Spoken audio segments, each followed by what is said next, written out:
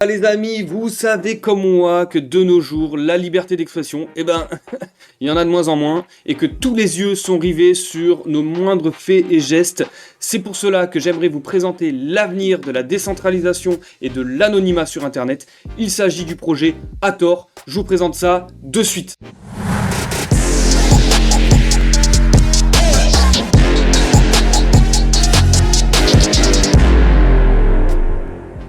Alors voici le site Hathor, gros projet comme je les aime.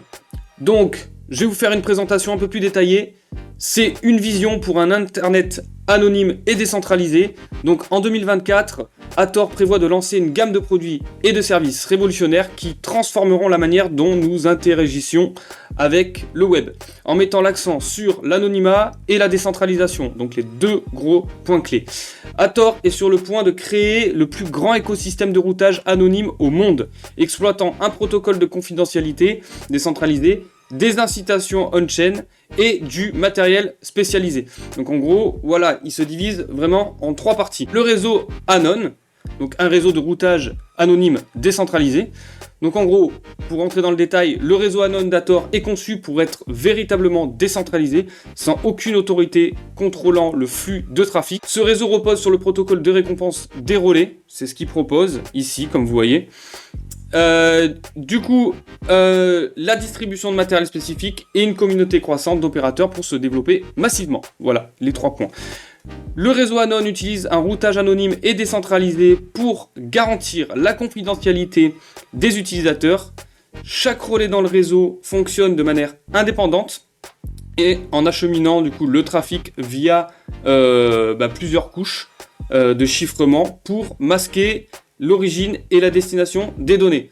On pense de suite au projet Tor, du coup, l'Onion, comme vous savez, qui fonctionne un peu pareil avec des relais, mais il n'y a pas ce système justement de redistribution et de récompense que du coup Hathor met en avant.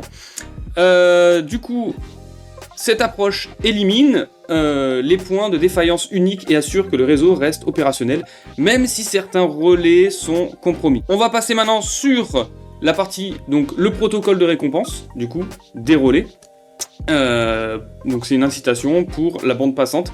Donc il faut bien savoir que plus on a de relais, plus on donne de sa bande passante, plus on va être récompensé en token Tor. Donc les relais enregistrés peuvent miner des tokens en temps réel en contribuant leur bande passante au réseau ou au service, comme je vous l'ai dit. Donc le protocole repose sur le Proof of Uptime. Il y a plein de types où les relais gagnent des récompenses en fonction de leur disponibilité et de la qualité de leur bande passante. Tout ce que par rapport à ce qu'ils fournissent en direct, en temps réel. Donc les relais sont équipés d'un mécanisme de consensus qui évalue collectivement leur poids actif, assurant une répartition équitable des récompenses. Alors il faut bien savoir que ces relais, ils ont des spécificités techniques qui sont vachement intéressantes. Du coup, le matériel Hathor, les relais Hathor fonctionnent comme un nœud dans le réseau.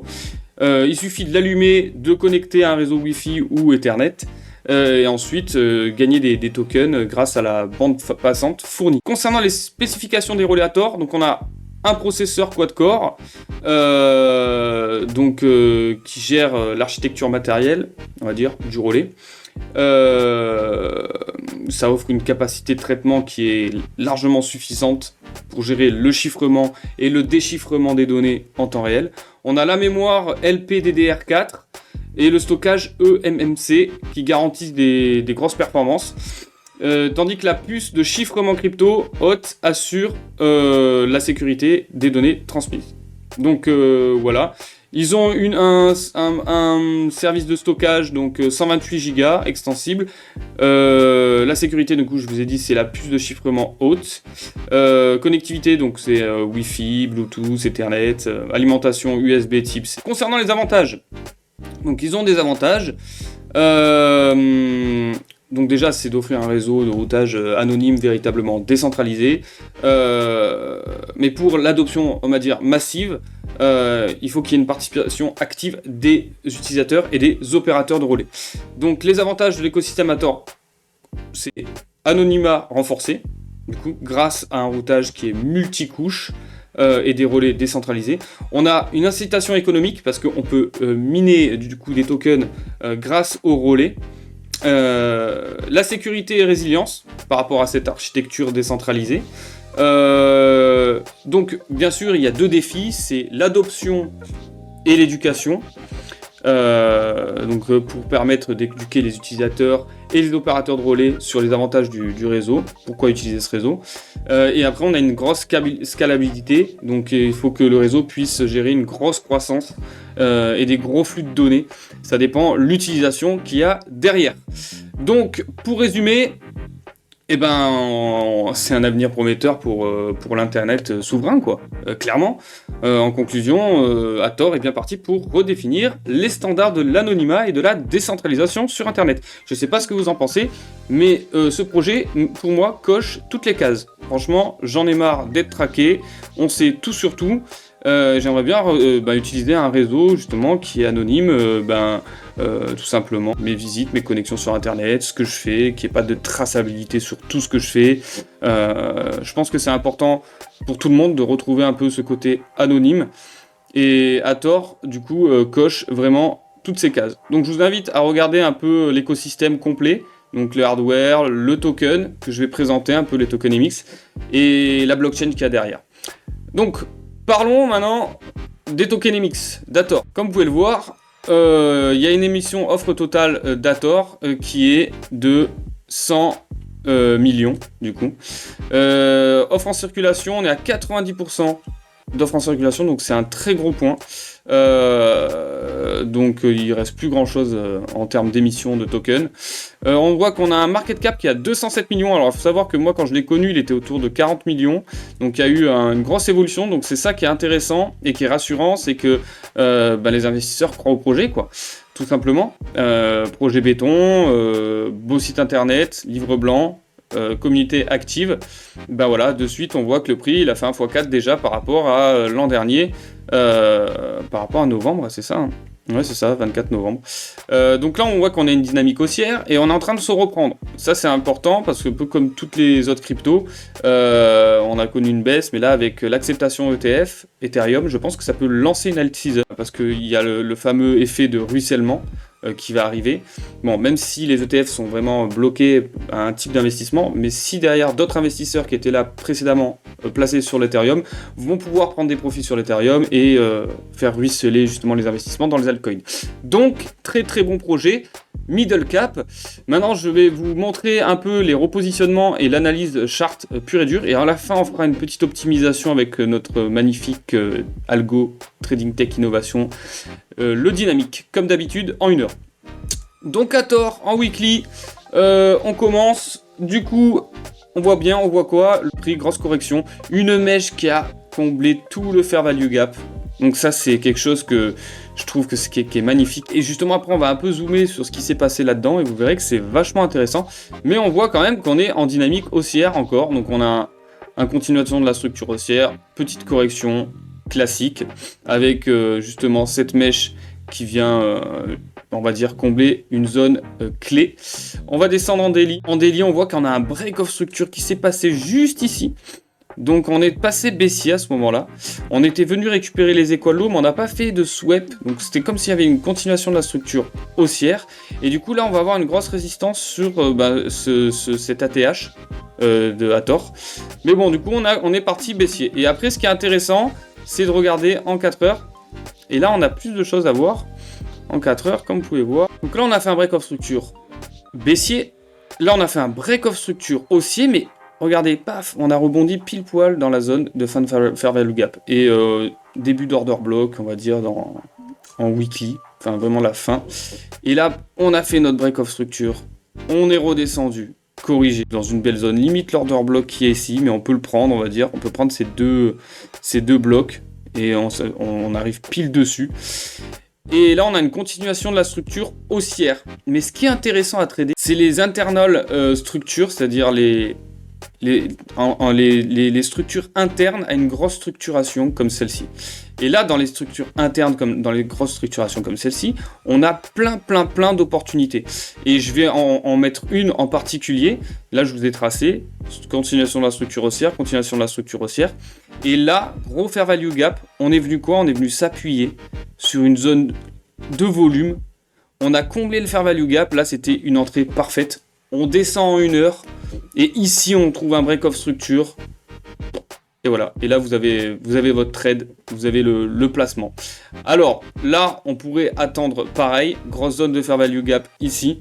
Donc à mon avis, le prix va redescendre sur ces niveaux-là pour continuer sa structure haussière.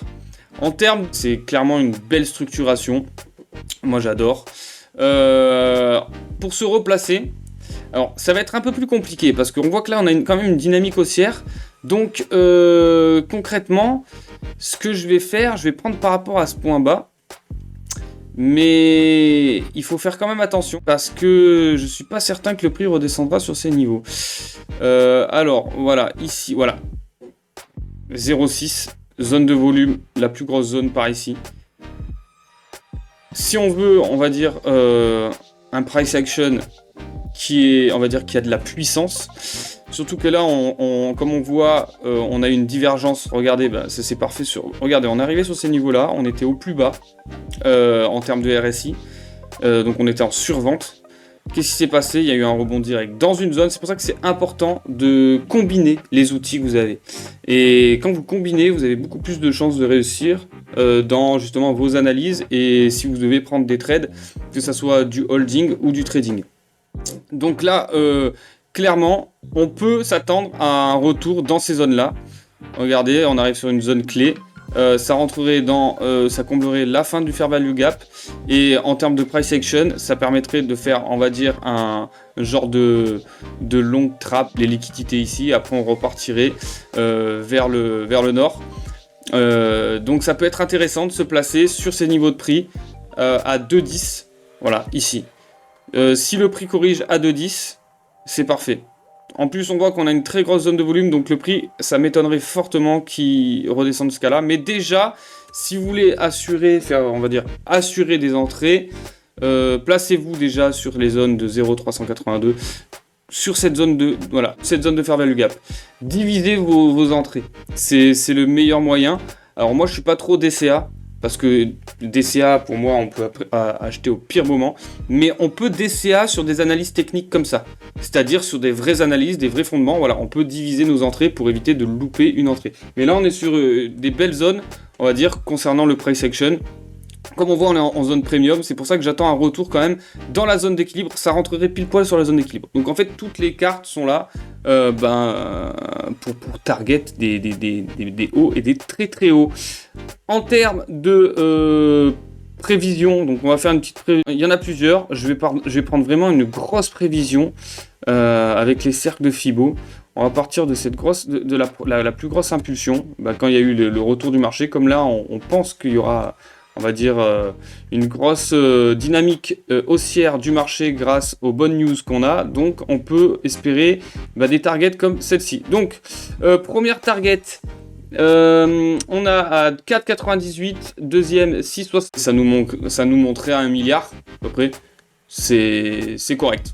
Encore une fois, c'est correct, ça passerait justement dans un cap qui est vachement important, le cap du milliard de capitalisation.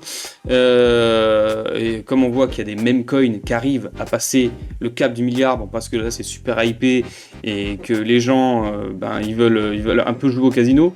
Donc il y a des meme coins qui arrivent à percer. Ça, par contre, je suis placé sur aucun meme coin. Et du coup, je pense que c'est largement faisable, réalisable pour un type de projet comme celui-ci. Donc, si vous voulez avoir plus d'infos, visitez leur site et suivez-les sur les réseaux. Comme ça, vous aurez toutes les infos nécessaires si vous voulez vous placer sur le projet et si il vous intéresse.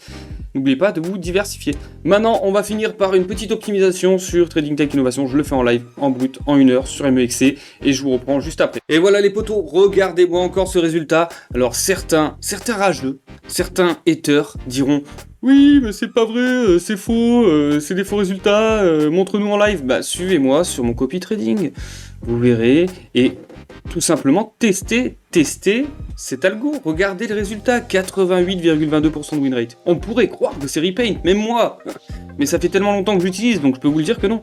Sur net profit, 682%. Merci, au revoir. Profit factor, 8,62. Max drawdown, 11,8%. Voilà. Qu'est-ce que vous voulez dire? Regardez l'equity curve. Est-ce que c'est pas une equity curve de fou furieux? Par contre, j'ai activé que les longues.